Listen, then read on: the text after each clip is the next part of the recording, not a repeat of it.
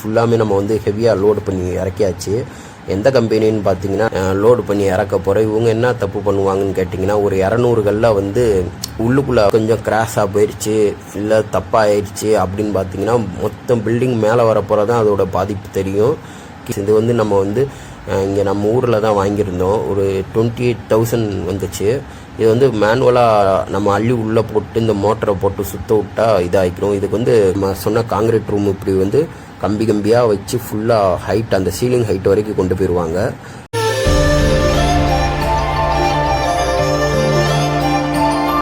Hi friends, நம்ம Canara bank கட்டுற விலாகை இப்போ வந்து நம்ம 3rd விலாக் போட்டுறோம். நம்ம வந்து கொஞ்சம் கொஞ்சமாக ஸ்டெப்பாக காமிச்சிக்கிட்டு வந்தோம். இப்போ வந்து பார்த்திங்கன்னா நம்ம பில்லர் போட்டு அப்படியே தோண்டுறதுக்கு ஏற்பாடு பண்ணுறதுக்கு அந்த ஜேசிபியெல்லாம் வச்சு அப்படியே ஃபுல்லாக தோண்ட ஆரம்பித்தாச்சு. அந்த பில்லர் வந்து ஒவ்வொரு பில்லருக்கும் எவ்வளோ பெருசாக தோன்றுறாங்கன்னு பாருங்களேன். ஜஸ்ட் அப்படியே நம்ம வந்து மேனுவலாக பண்ணோம்னா ரொம்ப டேஸ் ஆகும், அதே மாதிரி காஸ்ட்டுமே கூடும். இப்போ வந்து மிஷின் நிறையா இருக்கிறனால உடனே டக்குன்னு வேலையை ஆரம்பிச்சாச்சு. இப்போ வந்து நம்ம இன்ஜினியரை வச்சு மார்க் பண்ணியாச்சு ஒவ்வொரு பிளேஸையும். அப்படியே மார்க் பண்ணிவிட்டு அது ஒன் டே மார்க் பண்ணுறதுக்காகுது, அடுத்து நெக்ஸ்ட் டே வந்து தோன்றதுக்கு, இந்த மாதிரி தான் ப்ராசஸ் போய்கிட்டு இருக்கு. அதே மாதிரி பார்த்திங்கன்னா நம்ம வந்து ஃபஸ்ட்டு கீழே வந்து எப்படி வந்து பில்லரை வந்து ஃபிட் பண்ணுறாங்க அப்படின்னு காமிக்கிறேன், நீங்கள் பாருங்கள். ஃபஸ்ட்டு வந்து இந்த மாதிரி ஃபுல்லாக தோண்டிட்டு இந்த நூலெலாம் வச்சு அளவு பார்ப்பாங்க, கரெக்டான இது லென்த்தில் இதில் இருக்கா, கோணலக்கா எதுவும் இல்லாமல் கரெக்டான இதில் இருக்கான்னு பார்ப்பாங்க. பார்த்து முடிச்சுட்டு அதுக்கப்புறம் பார்த்திங்கன்னா இந்த இது இருக்குல்ல, சிமெண்ட்டு ஜல்லி அதெல்லாம் லேசாக கலவையாக கலைச்சி ஒரு மெட்டல் மாதிரி அப்படியே போடுவாங்க கீழே. அதுக்கப்புறம் பார்த்திங்கன்னா இந்த ஆசாரியெல்லாம் வச்சு இந்த பில்டிங் கன்ஸ்ட்ரக்ஷனுக்கு அந்த பில்லரை வந்து செய்கிறாங்க. அது எப்படின்னு சும்மா நான் காமிக்கிறேன், அதை பாருங்கள். அப்படியே இந்த சைடில் இந்த ஒர்க்கும் நடந்துக்கிட்டு இருக்கும். இந்த கம்பியெல்லாம் எப்படி வளைக்கிறாங்கன்னு பாருங்களேன். அந்த மாதிரி ஒவ்வொரு இது மைனூட்டாக நீங்கள் சின்னதாக பார்க்கலாம். அதே மாதிரி சாண்டு, இந்த மணல், ஜல்லி இதெல்லாம் வந்து நம்ம வந்து ஹெவியாக வாங்கி வச்சிடணும் ஃபஸ்ட்டு. இதுதான் ஃபஸ்ட்டு வந்து பேஸ்மெண்ட்டில் போடுவாங்க. இந்த மாதிரி ஒரு குறிப்பிட்ட ஹைட்டுக்கு வந்து ஃபுல்லாக இந்த காங்கிரீட் மாதிரி ஃபுல்லாக போட்டுருவாங்க. போட்டு முடிச்சுட்டு அதுக்கப்புறம் அதை வந்து ஒன்று போல் லெவல் பண்ணிவிட்டு எல்லா பாக்ஸ்லேயும் இதே மாதிரி தான் ஃபஸ்ட்டு பண்ணுவாங்க. இதுதான் வந்து அண்டர் கிரவுண்டில் பேஸ்மெண்ட் இது. அப்புறம் இந்த மாதிரி பில்லர் ஹைட்டாக செஞ்சு வச்சாங்களே, ஃபஸ்ட்டு ஒவ்வொரு பிட்டாக செஞ்சதை பார்த்துருப்பீங்க. அதுக்கப்புறம் வந்து இந்த மாதிரி ஃபுல்லாக கீழே இந்த இதுதான் வந்து இந்த பேஸ்மெண்ட்டோட இது ஸ்டாண்டு மாதிரின்னு வச்சுக்கோங்களேன். அப்படியே இந்த கலவையெல்லாம் உள்ளே போட்டு கலக்கி 1:3:5 இருக்கும். அது வந்து எப்படின்னு பார்த்தீங்கன்னா, மணல் ஒரு 4 தட்டு, ஜல்லி ஒரு 3 தட்டு, சிமெண்ட் ஒரு தட்டு, இந்த மாதிரி ஒரு ரேஷியோவில் கால்குலேஷனில் ஒவ்வொரு காங்கிரீட்டுக்கும் ஒவ்வொரு டைமிங்க்கும் ஒவ்வொரு மாதிரி போய்கிட்டு இருக்கும் ஃப்ரெண்ட்ஸ். ஏன்னா இதுதான் வந்து சிவிலில் நாங்களுமே ஜஸ்ட் நம்ம வந்து படிச்சிருப்போம் தியரியில். அதுமாதிரி இந்த சேண்டெல்லாம் எப்போயுமே பார்த்தீங்கன்னா நைஸாக இருக்கணும். அப்போ நைஸாக இருந்தால் தான் வந்து எல்லாத்துக்குமே சேஃப்டி, அதாவது ஸ்ட்ரென்த் வந்து கூட இருக்கும். அந்த வந்து பேஸ்ட்டு பூச்சின்னு சொல்லுவோம்ல, இப்போது அந்த மாதிரி நேரத்தில் பாருங்கள்.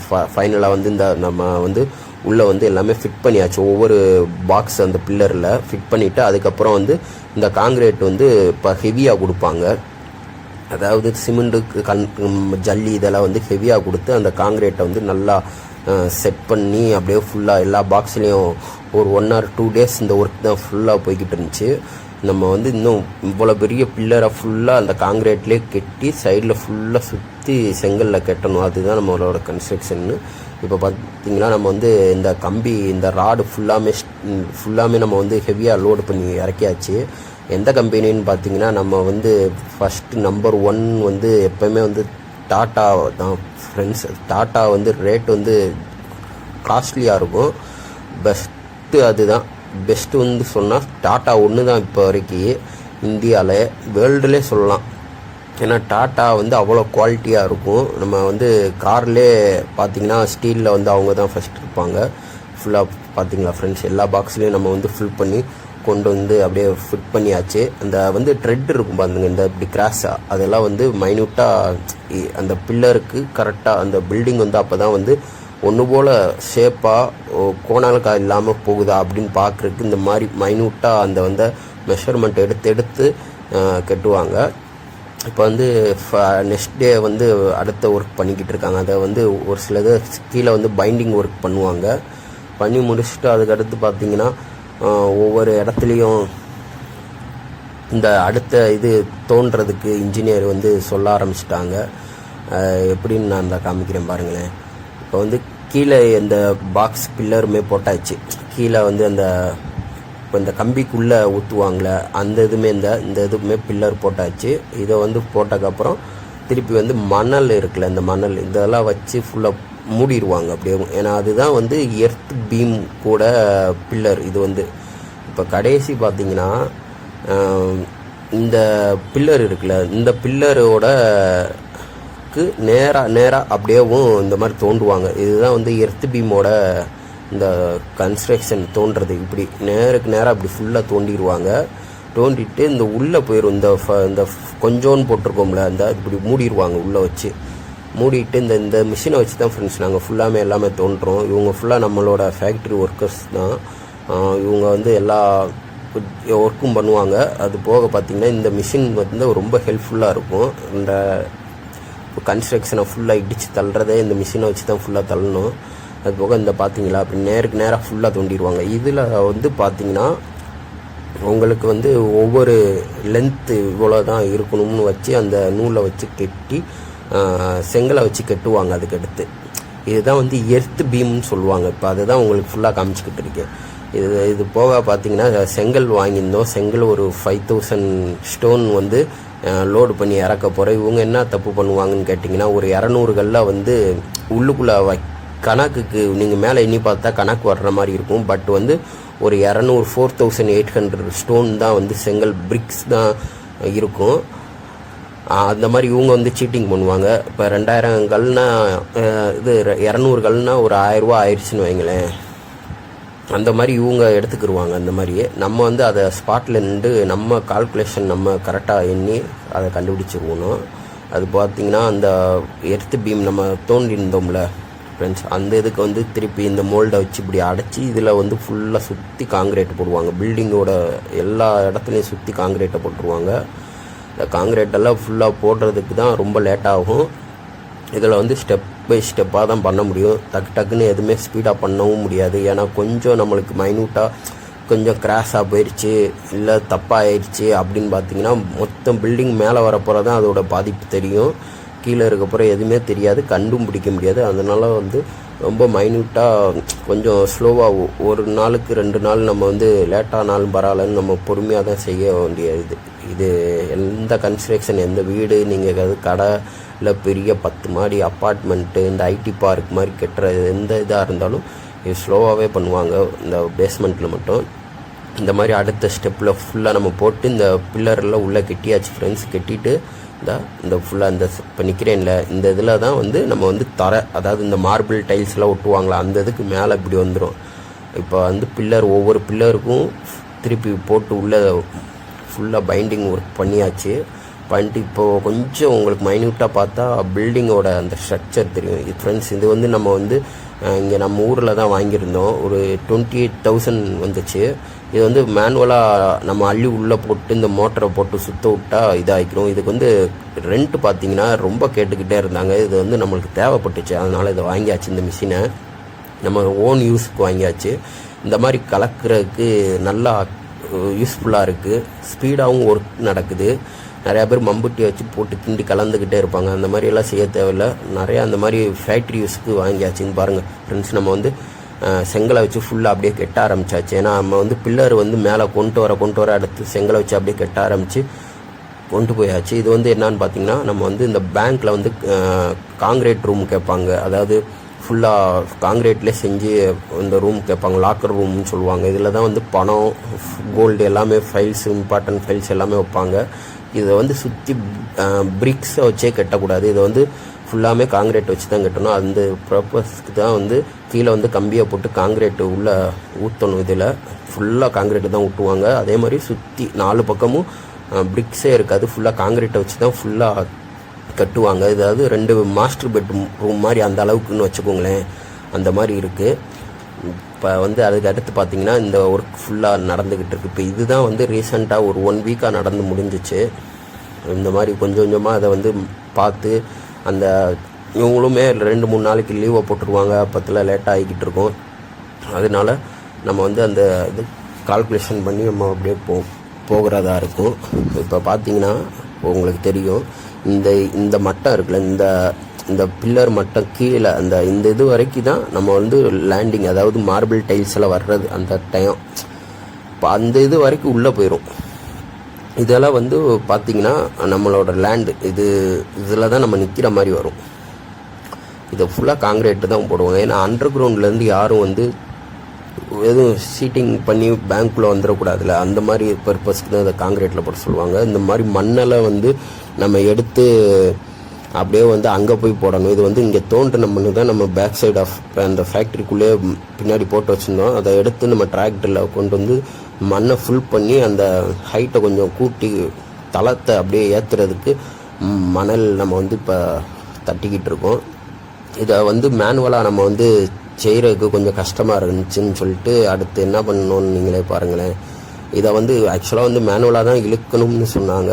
நம்ம வந்து பார்த்தா ஜேசிபி வச்சு டக்குன்னு ஒரு தள்ளி விட்டு உள்ளே வந்து அந்த கொஞ்சம் தூரத்துக்கு போகிற அளவுக்கு மட்டும் ஃபுல்லாக அந்த இதை வச்சு தள்ளி விட்றதுக்கு சொல்லியாச்சு. சரின்னு சொல்லிட்டு அவங்களுமே சரி தள்ளி விட்டுருவோம் அப்படின்னு சொல்லிட்டு வந்துட்டாங்களா, அப்படியே பண்ண ஆரம்பிச்சிட்டாங்க.